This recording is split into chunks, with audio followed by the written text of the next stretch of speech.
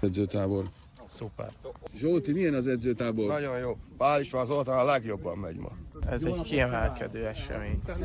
Nagyon jó. Béla, milyen az edzőtábor? Nagyon jó, csak sok a köcsög. Nagyon szar, de többet nem írünk.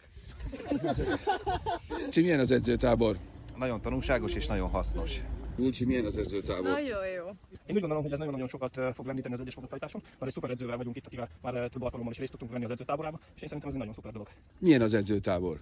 Kérlek szépen, tanulságos, barátságos, csádias hangulat. Milyen az edzőtábor? Szuper.